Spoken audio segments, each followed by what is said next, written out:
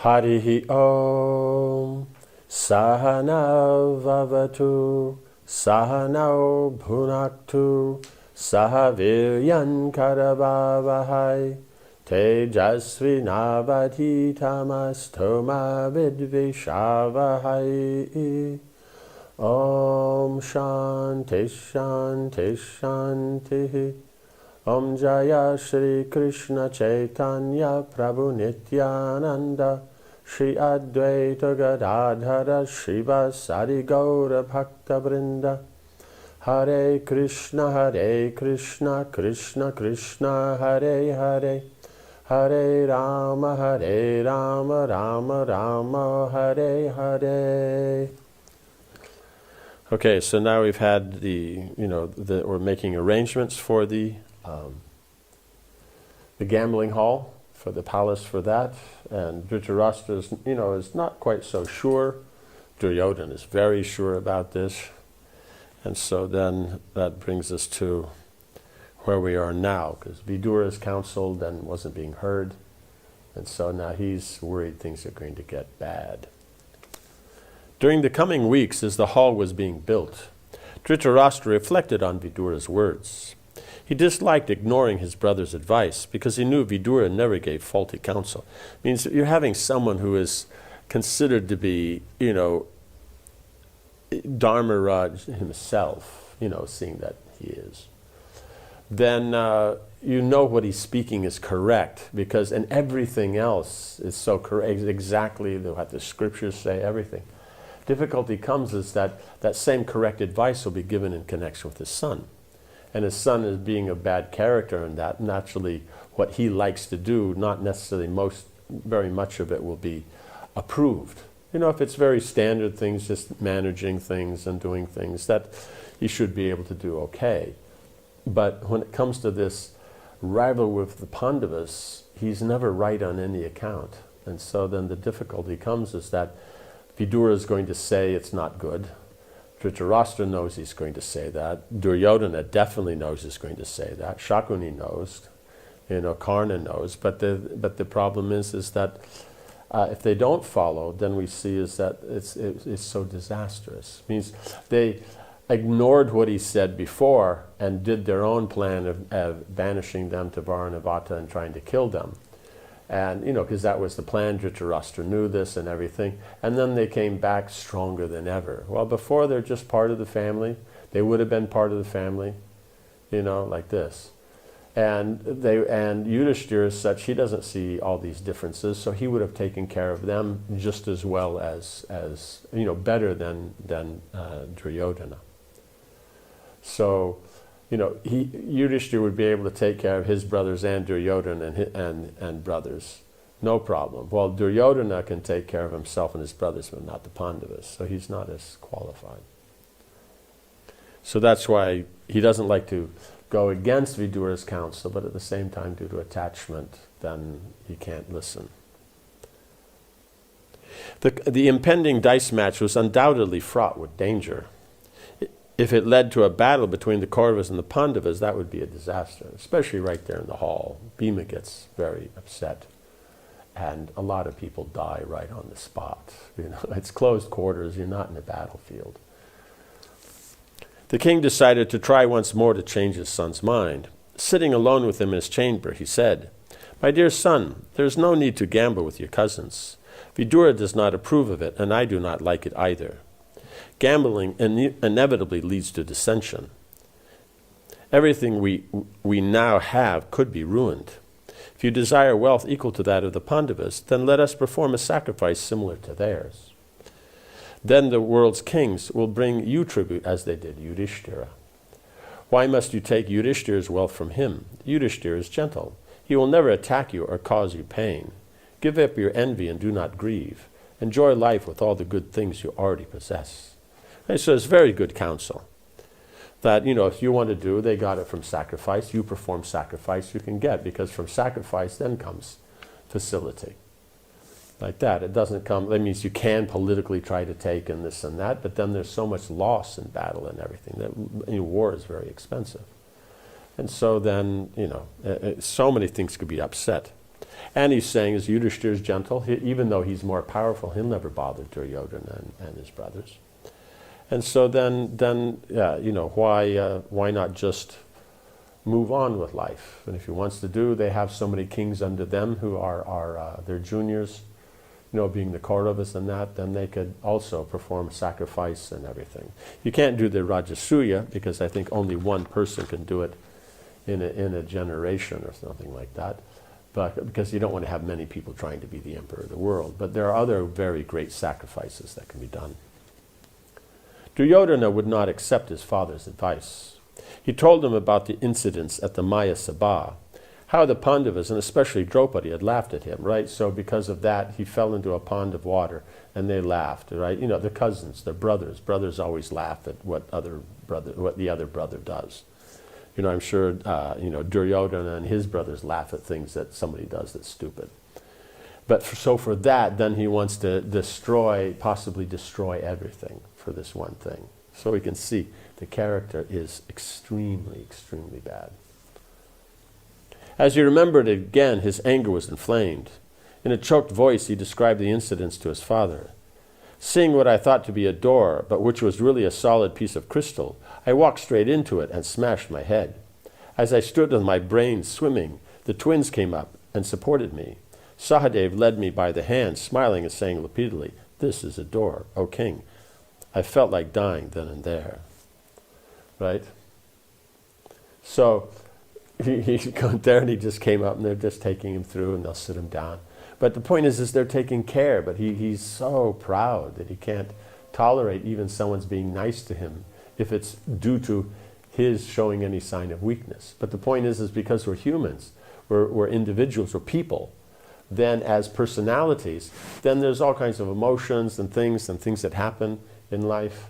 And because of that, then it's natural that others who are properly trained and cultured, they're going to interact, and that's just part of life. But for him, he doesn't accept like that. He has to be the best. He has to be this, that. So then even this very nice dealings that's going on here, because it was just family. It wasn't like all the kings were there. It was just the Pandavas, their wives, and Krishna, his wives, and they came to help and everything. So, everybody's right there, and it's one of those things you laugh about. Later, you think about it and you laugh. But time is going, and it just brings up just as much anger as there. The Kaurava prince also gave more details about the Pandavas' wealth. The Kauravas could never equal that wealth, even if they performed 100 sacrifices.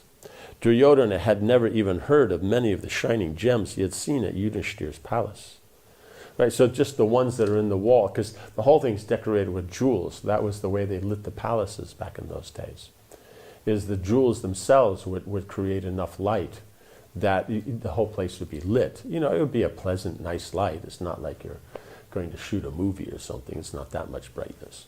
It's enough that you can move around nicely, comfortably see. Like let's say in the evening you put on a few nice lights just to create a nice mood, and it will have, that kind of thing. And different places would have more light, less light, softer light, all these different things, because the gems themselves produce. So because Maya had done this, he's brought jewels that, are coming from all over the place. So there's gems that he's never even seen before, Duryodhana.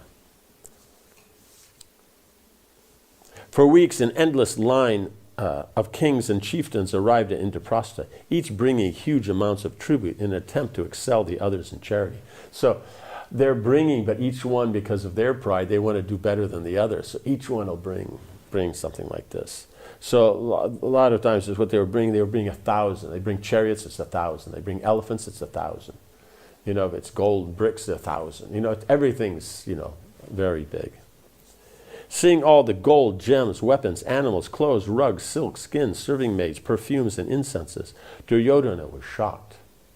When he saw Samudra fetch Varuna's massive golden conch, which Krishna then used to bathe Yudhishthira in the final sacrificial ablution, the Kaurava prince all but lost his senses.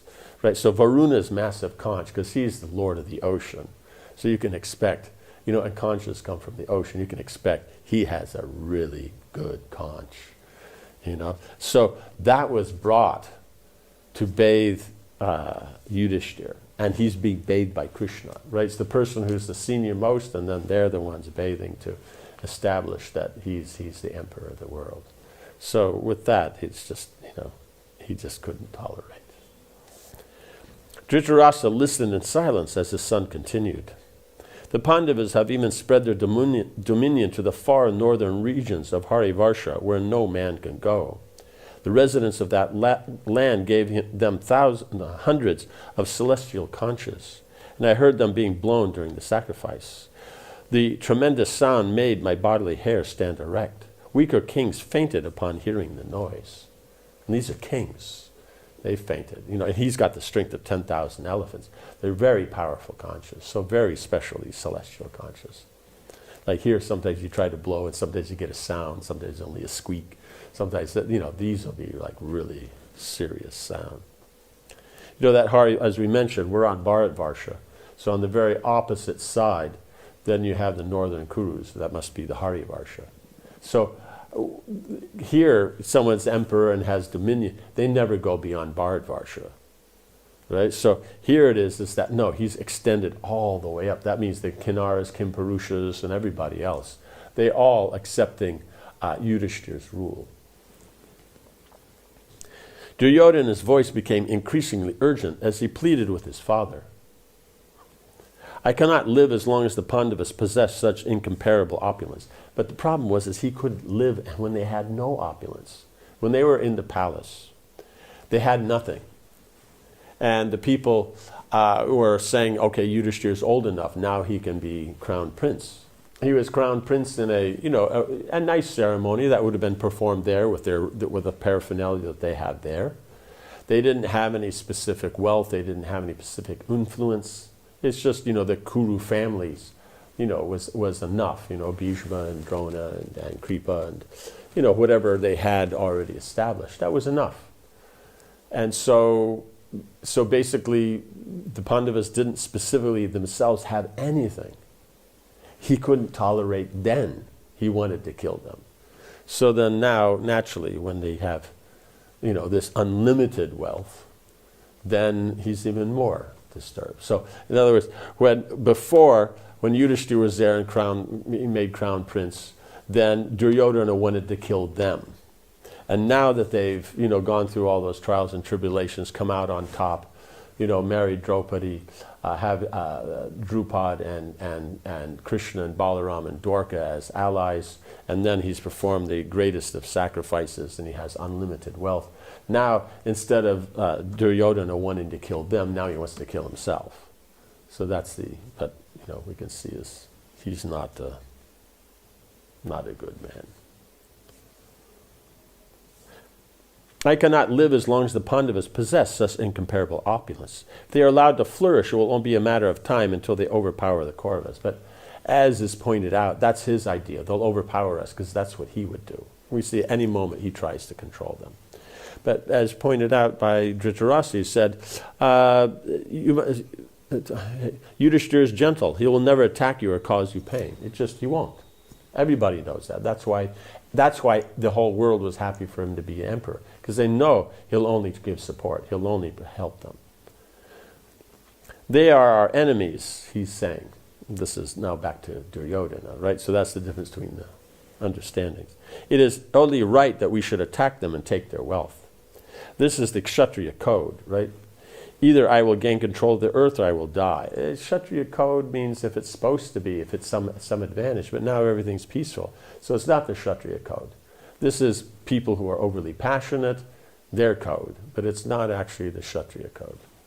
This gambling match is the safest and surest way to achieve my end. So they could either go and march there and try to fight, but that won't work out for them at all. Because we see even at the end, before the Kurukshetra battle, then when they're at Varnavata, then they calculate that the time is up, and they get the idea that the Pandavas are at, isn't it Varnavata? No, Varnavata was the place they went before. Virat, yeah, Virat's kingdom. And so they figure out he's there. And so then they go there with the whole army, 50,000, like this and all that. And then Arjuna single-handedly defeated them all. Right? Only Bhishma just went along with it, because he sent at one point, he sent in the battle an arrow, a sleeping weapon, and put them all to sleep. So Bhishma wasn't asleep, and possibly also Drona, like that. But everybody else was. He just took the role because Arjuna shot it, and he was going along with it. But the point was he defeated them all there. But so there is that anxiety, because in their pride they'll say, oh no, we can defeat them, this and that. But there's so much evidence they can't. So then that was the whole point of Shakuni. Therefore this is the easiest way. Dhritarashtra thought for some moments and then replied, I hate such enmity, especially when you bear it towards those who are powerful. Right? Because if it was someone who was weak, then that's another thing. Then at least it would be a very simple exchange of wealth. But because it's powerful, that means they're powerful. You could destroy Duryodhana, all his brothers, all the Kurus, how you say, power and everything.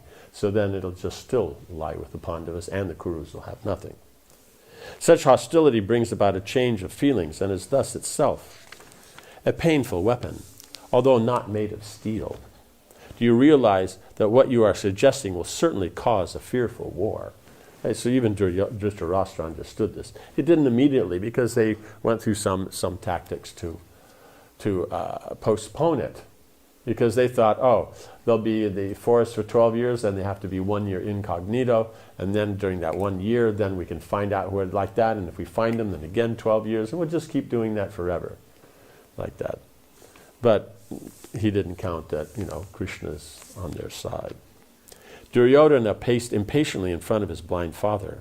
What violence is there in a simple dice game? Right? He's just saying right now, because he's following Niti. Niti is immediate. So much of the time Dhritarashtra will discuss Niti. But we see right now he's been speaking Dharma, which is actually correct. But Duryodhana can't see that far. If Yudhishthira chooses to gamble and loses wealth, then how can anyone blame us? Right? They're invited him, they're making, it'll be obvious that it's wrong. We have nothing to lose. Shakuni will win every game. Oh, Father, please grant me permission to invite the Pandavas for this match. The king rose from his seat and called for his servants. As he led him away, he said, Your words do not find favor with me, Duryodhana, but do what you will. You will surely repent your rashness later, for deeds fraught with impiety never bring prosperity. I shall ask Vidura to invite the Pandavas. Right, so if, facility comes from piety. Impiety, then you lose facility. So that's the point that he's making, is that this approach, because it's not pious, they may seem to get wealth, but they'll also lose. Sometime later, the king heard that the hall had been completed. He called for Vidura and said, Please leave at once for Indraprastha and bring Yudhishthira and his brothers. Invite them for a friendly game of dice with their cousins in our new hall. Vidura tried one last time to dissuade the king. This match will bring about the destruction of our race, and literally it did, down to the man. Clearly your son wants the Pandavas' wealth and has contrived this means to take it. Dissension among our family will cause our ruin. O king, stop it now while you have the chance. But Dhritarashtra had already made up his mind. Brother, everything lies in the hands of destiny. Right now it's like, I've made my decision, now it's just destiny, which is true. But the point is destiny gives results based on your action. So his action is to go ahead with the match. So yes, destiny will give the results according to that. He could have said no and stuck to that, but Destiny so wills it, then we will not be harmed. And if by the course of fate we are to suffer, then what can be done? His point is, if we're going to suffer that, what does it matter what we do? That's from past. Means you can't do anything to get rid of it, but means whatever I'm receiving for the past, you can't do something to get rid of it. But the point is what you do now is the future. The war is in the future. When what they're doing now, there's no war. But what they'll do now with a gambling match, that will generate the war as their fate. Everything happens according to providence. Therefore, please go to Indraprastha and return with Kunti's invincible sons. Vidura looked despairingly at the blind monarch. It was hopeless to try to change his mind. His attachment for Duryodhana was too strong. Even though he could obviously see the results of acquiescing to his son, Dhritarashtra did not refuse him. Fearing the worst, Vidura left the palace and prepared for his journey. How are we doing now? This is the second round. So it's under 24. Yes. Okay, so we'll continue. So now next, chapter 19, the dice game. After the Rajasuya, Indraprastha had become unlimitedly opulent. The roads, streets, and lanes were sprinkled daily with perfumed water. Huge white mansions stood along the sides of the wide avenues. Jeweled gates and arches, golden water pots at their side, stood at the city's crossroads. All the citizens were dressed in colorful silks and adorned with garlands and gold ornaments. And they felt secure under the Pandavas' rule. Every day, more and more kings were arriving in Indraprastha from other countries, coming to pay tribute. Because they want to pay tribute to Yudhishthira, because they want his protection, they want his support, like that. So it's not just a political thing, it's just they see that he's the person that can actually properly see to the proper running of the world. Yudhishthira, so now they're paying tribute just as subordinate kings. This is not, the Rajasuya is over. Because we can see some time has gone by. Yudhishthira sat in the Maya Sabha with his brothers.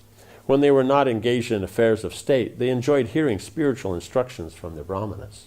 Right? So every morning you go and you sit in the Sabha and you deal with the state affairs. So there's going to be anything that comes up. The ministers are going to have things to discuss. There's going to be people coming to have the hall because they have something to bring up. But we see it because of everything going so nicely, it appears that not many people are coming, and there's not much difficulty in running the state. It'll be pretty straightforward in going. So then they have time that then even during the time when they sit there, because they will sit there from morning 6 until 12. That time is allotted for there. So then if there's nothing else, affairs of state, then they can listen to the Brahmins because they'll be there also to discuss about spiritual subject matter. So they're able to take that time.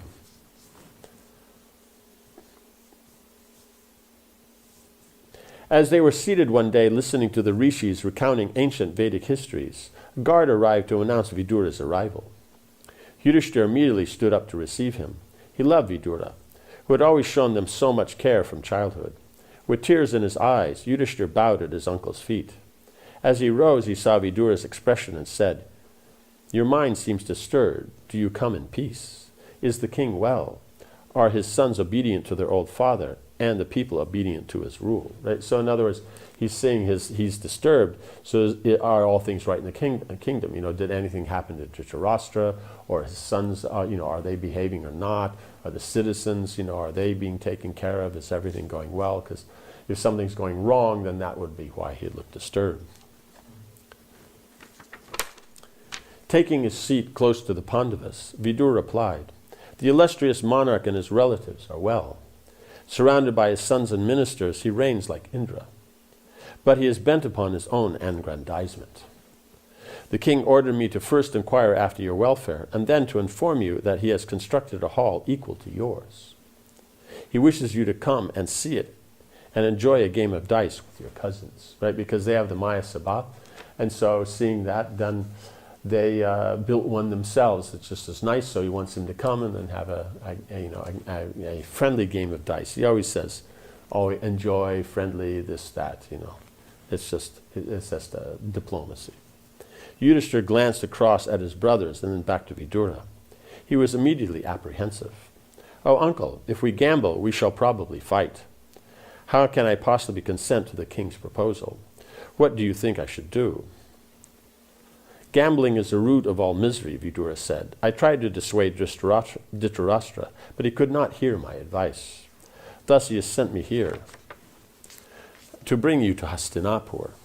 It seems that Duryodhana desires a game in which Shakuni will match his skills with yours.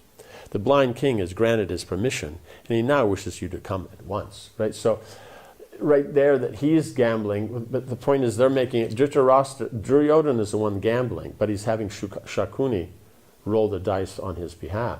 So technically that means Yudhishthira then can have someone to roll dice on his behalf. But no, they want Yudhishthira So it's just wrong, the whole thing. It's just how it's being. Knowing that it was Dhritarashtra who had sent the invitation, Yudhishthira felt obliged to go. If Duryodhana invited, they'd just say no. But see, technically, because it's wrong, he can also decline, and it's not irreligious.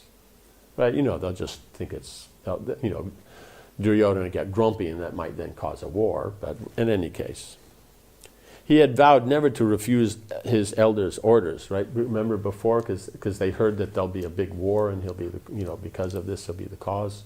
Means he's the cause because he's so good, and others are envious, and then they'll fight. So that's why you saw before, he took a vow to always deal nicely with everybody, listen to his elders, see that the citizens are well, deal properly with his brothers, just to avoid any enmity. So even though he's doing that, then that good attitude of his to avoid it then becomes, in one sense, a support for then Duryodhana's envy that he'll see. Because otherwise, if it was before that vow, if he hadn't heard, then he would probably at this point say no. Even though he was now emperor of the world, Dhritarashtra was a respectable superior. He said, I have no desire to gamble, but if I am challenged, I will not be able to refuse, because the Kshatriya code is to always accept a challenge. Surely this world moves according to the will of the Supreme Providence. All-powerful fate deprives us of our reason, and we move according to its dictates, as if bound by rope. I will come to Hastinapur on King Dhritarashtra's command. Right, so he's saying he's following his duties, and he can see it's going in a funny direction. So that then he's saying that's fate, because he's doing his duties.